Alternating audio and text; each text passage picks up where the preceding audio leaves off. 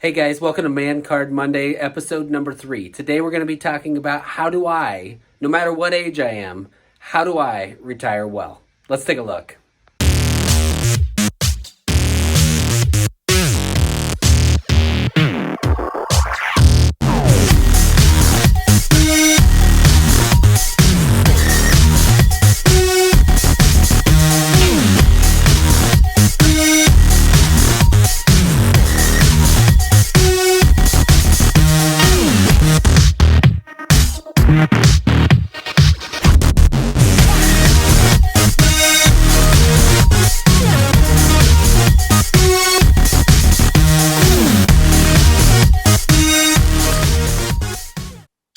All right, Mr. Mark Hicks, welcome to Man Card Mondays. How the heck are you today?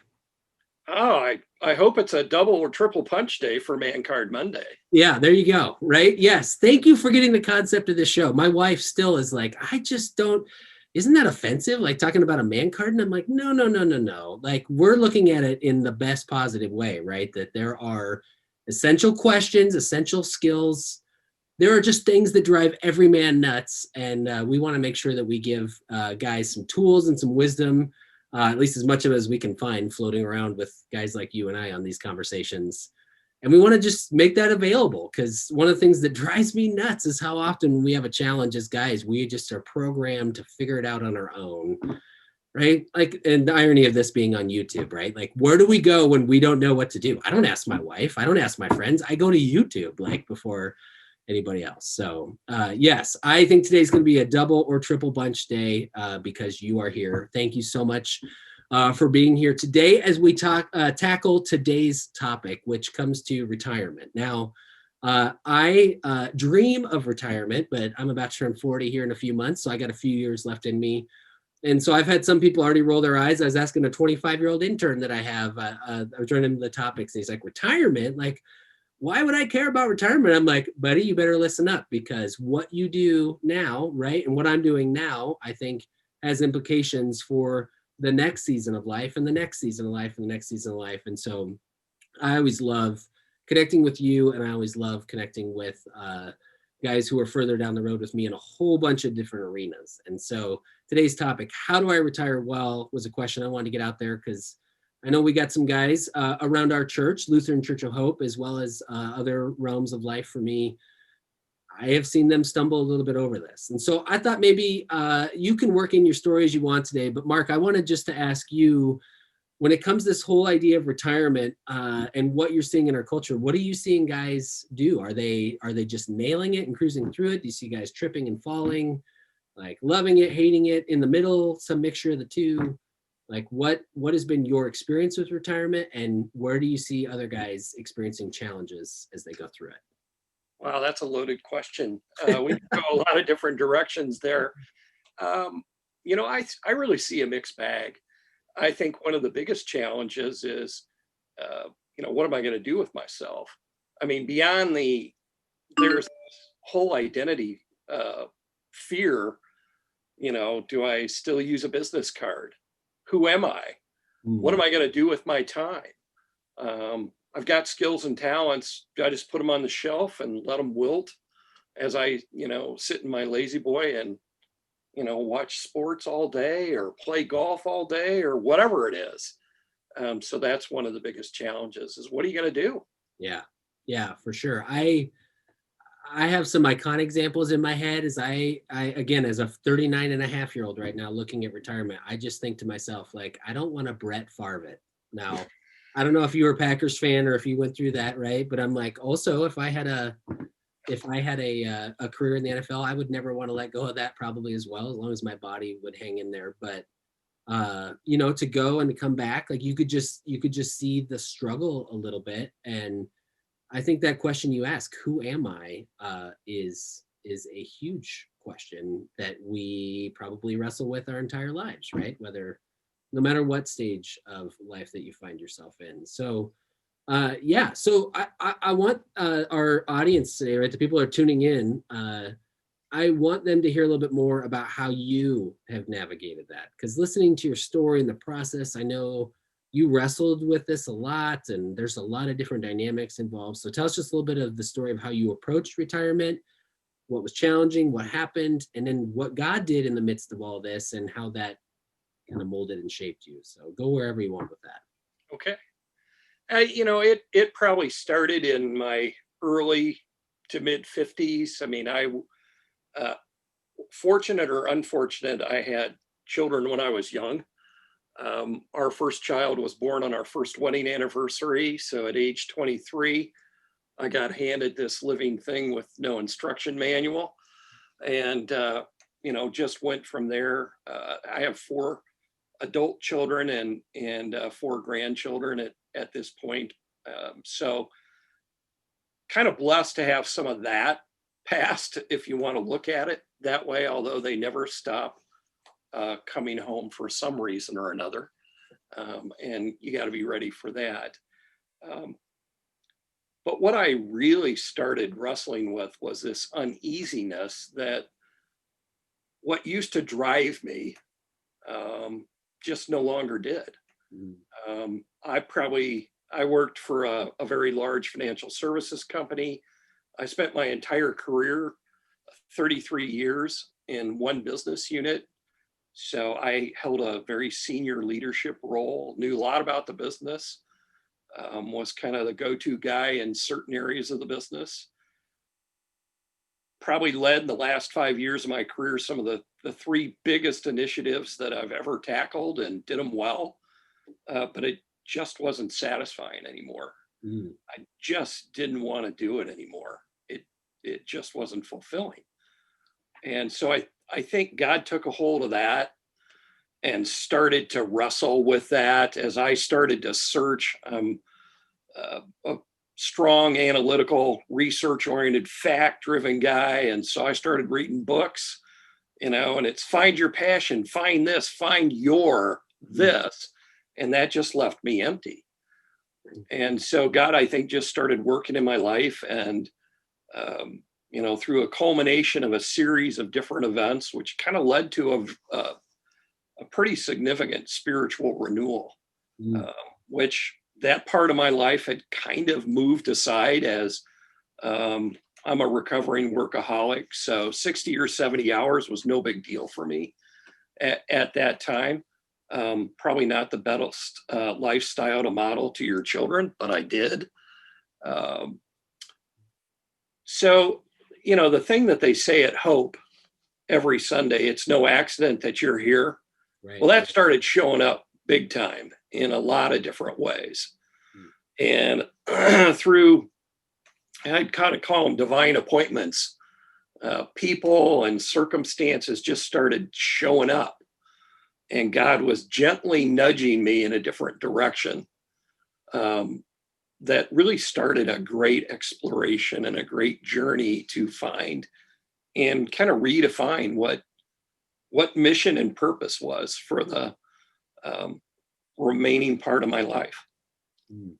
Yeah. Well, I appreciate so much about that. I mean, yes, you bring up that phrase that we experience as a church. We say it every time we gather for worship, do announcements, things like that. It's no accident you're here.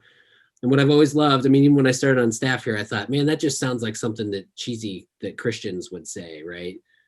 But then you start living that experience that God is not just in the Bible. God is not just on a shelf. He's not on some other planet. He's not just in heaven. Like, he's here, and he's active and engaged in our life, and he's moving us in directions. He's taking care of us. He's leading us and guiding us. And just to see the way that to have a spiritual renewal in the midst of this season just seems like such an awesome blessing, and just a whole different twist in your story than what you saw coming.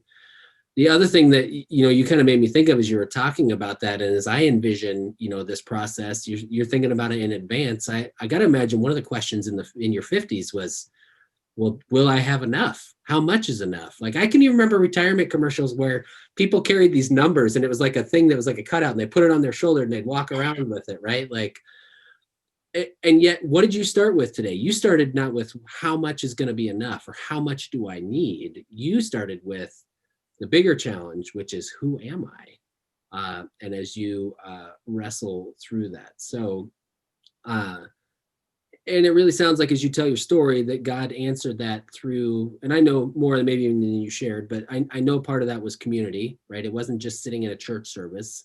Part of that was being in relationships with mentors and coaches and people who had kind of walked this trail a little bit ahead of you as well.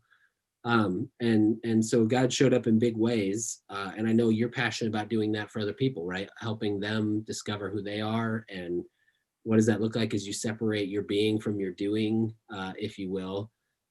Talk to us a little bit now, though, because you have crossed the threshold. You are retired, and I know when you and I hang out, half time you're more tired than I am. Not because of age or physical changes to your body, but because you're doing stuff, right? And so tell me about this. Tell me about your priority as you look at the season of life that you are in. And maybe this is your final season, right? Maybe there is another chapter that God has for you. I know even bringing that up can be weird for people to talk about. People, I get nervous laughter when I start having these conversations with people, but I think it's worth addressing.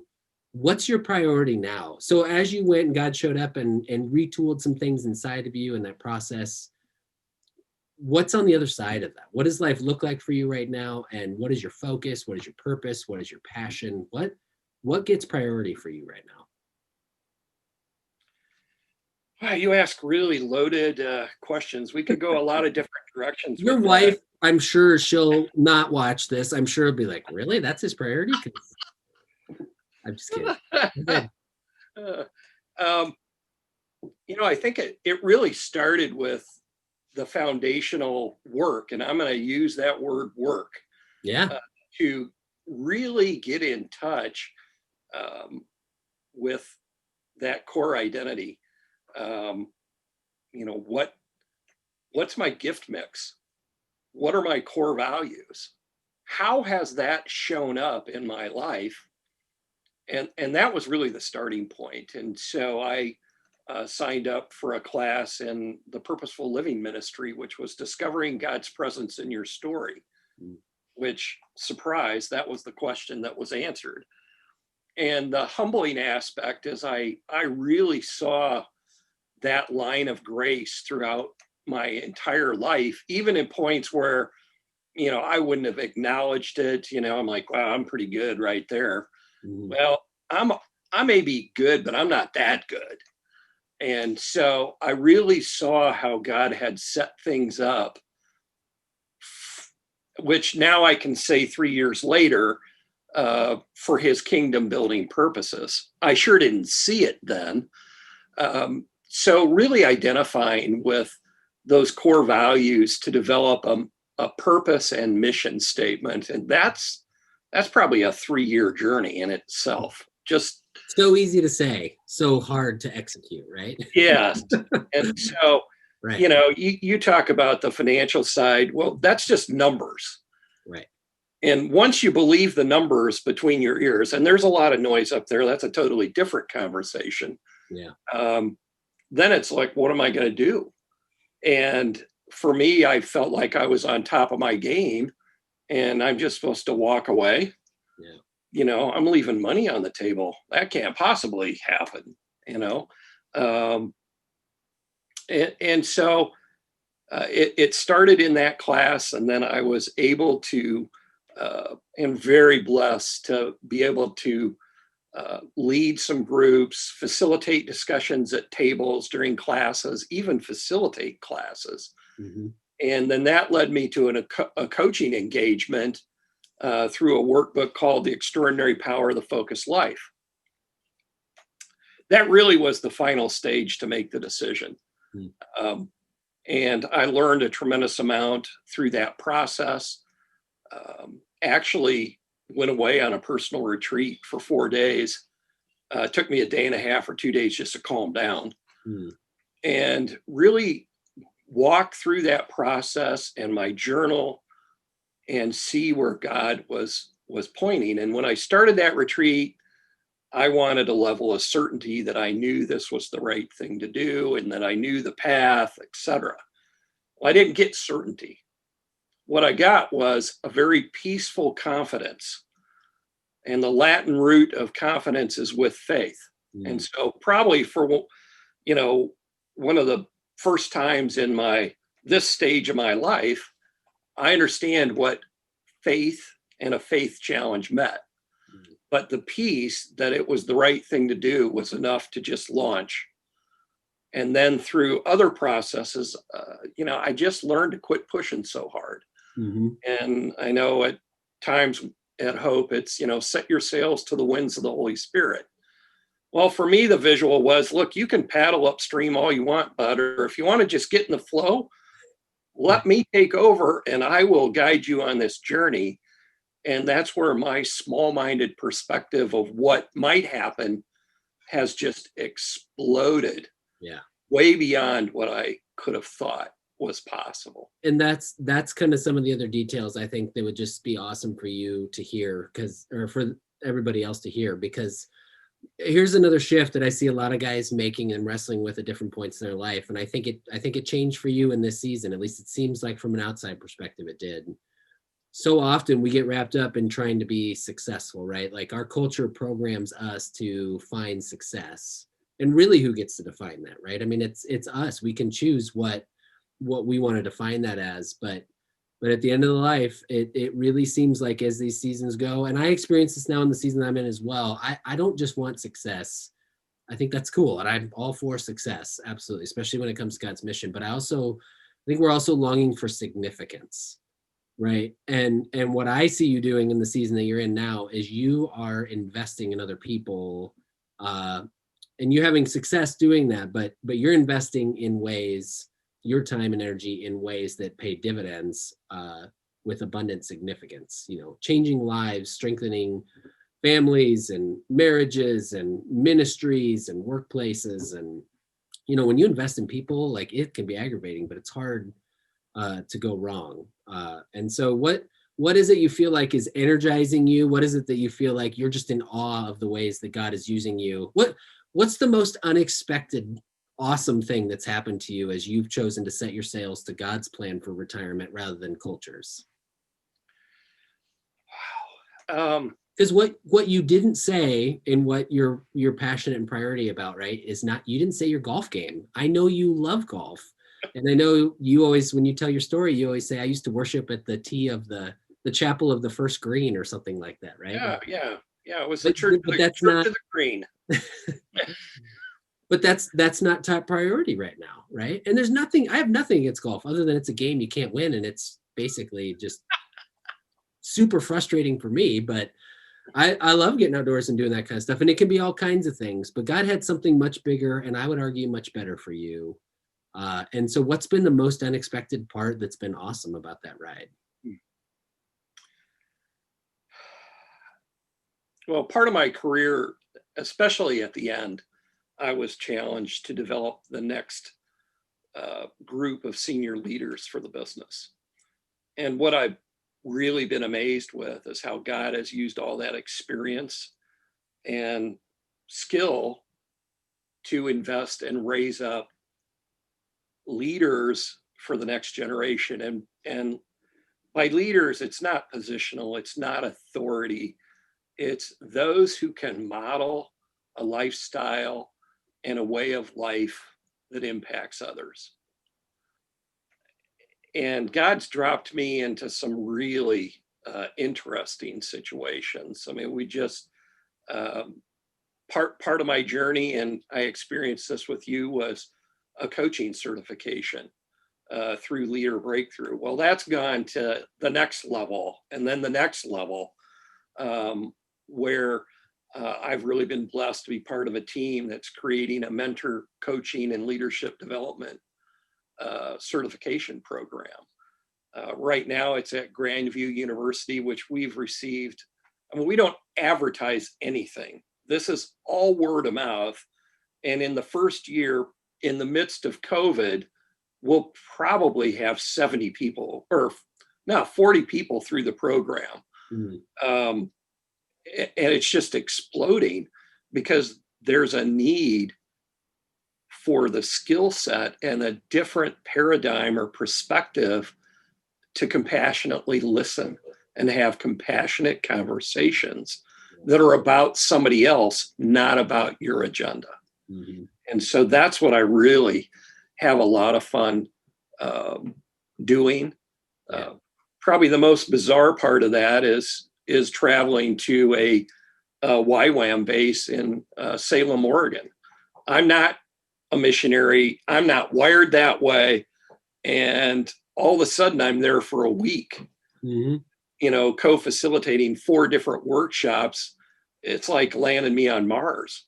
It was a real blessing, and it was very humbling to be amongst such a faithful group that have a different mission. And what it really showed me is the body of Christ, Yeah. with all the different components and elements, and that we all have our own unique roles to play to build the body up. Yeah. And that was very striking for me.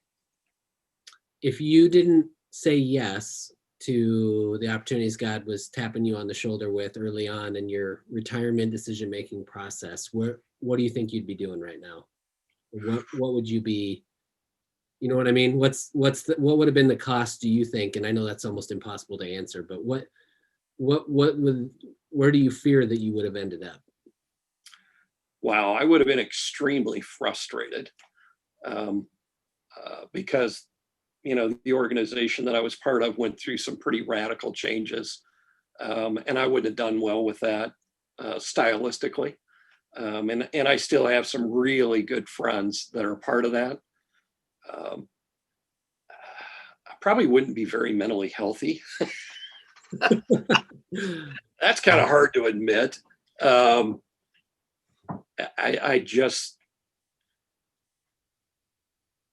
I guess the statement of finishing well really sums it up. And it was very important to me. I even had a little post-it note: finish well, finish with honor, on my desk for the last 3 years, because I wanted to leave the right way, leave the business better than the way I found it, for people, not profits, not growth. That stuff takes care of itself over time. But just to leave a legacy of a style of leadership and influence that others could model. And then the cool part is they always make it better than the way I did it anyway. So that's really exciting. Yeah. Which is the Jesus model, right? I mean, he spent time training people and then released them and let them run with it. And he says in John 14:12, I believe, that he says to his disciples, you'll do greater things. We talk about that all the time around here. Discipleship or apprenticing, training people is about information, setting that example, but also then innovating, right? Allowing them the space to make it their own, which again, I think is both success and significance. And who says we can't have both? So awesome. Well, Mark, this has been fantastic to be able to chat with you today. I see we're just about out of time. It's hard to stay tuned in on YouTube for long periods of time. The final question, if I'm feeling, I guess what I'd call the juicy fruit experience, right? Of this is awesome for like 7 seconds, like having nothing to do, can't remember what day it is. I've heard a few retired guys say COVID and quarantine for all of us is like basically what retirement has been like for them, in the sense that they didn't have anywhere to go, didn't know what to do, like just, kind of lost a lot of the regular things that they had oriented their life around and felt like things were moving forward. If someone wants to dare to take God up on his invitation for more, right? To live in more deeply into the story that God has for you, and to retire well, right? To allow your this retirement season to be one of your best seasons of life. Where would you encourage people to start? First of all, you're not alone. And to try to go it alone is the really, really hard way. And so I would get in community. I would just start something. The Men of Hope team puts on different experiences, or just showing up at a table and a discussion group could be a place to start. And first of all, I would just ask God for help. Just that simple, a very simple prayer. And then a prayer to be open to see what is put in front of you. God will put a conversation in front of you, a couple guys. You'll hear something in a story that resonates, or surprise, you'll share something and somebody go, oh, that just made it for me. Yeah. And I like that. I get a lot of comfort in that story of the road to Emmaus, where these guys are just walking along, talking about, the challenges of the day, and all of a sudden Jesus shows up. And that just happens over and over. And a couple experiences like that, and you'll just expect it. And that's why you'll want to get in community with other dudes that are searching for the same stuff. Yeah. Yeah, absolutely. Absolutely. That's a great place to start. And we're going to put a lot of links and other thoughts from Mark in our description, and we'll have access to resources, next steps, things. We got some classes, some relationships, different ways to connect with that. And so we'll be sure and get those listed down below in the description. I think the thing that I want to close with today, and Mark, I know you're with me on this, is just this idea of hope. In fact, I got my sweatshirt on today, Men of Hope, and our mission statement says that we want to help guys discover their purpose. We want to help them get equipped to live that purpose out, whatever your divine design is, until every man is filled with hope. And we believe hope makes a huge difference. Whether you're in your 20s or you're coming into your 60s and you're starting to think about this, or you've moved through retirement and you're wrestling with this a little bit, if you stayed with us this long, I want you to know that there is hope. In fact, I've always defined that as this audacious belief that the best is yet to come, that there is more to the story, that God is up to good things. And I look at a life like Moses, for example, who, although experienced challenges early on in his life, God used to do incredible things. Not perfect guy by any means, and none of us are, but that doesn't stop God from getting a hold of us, transforming us, and using us to do incredible things for joining him in his mission to put this world back together the way that he wants it to be. And so, guys, that invitation is there for you.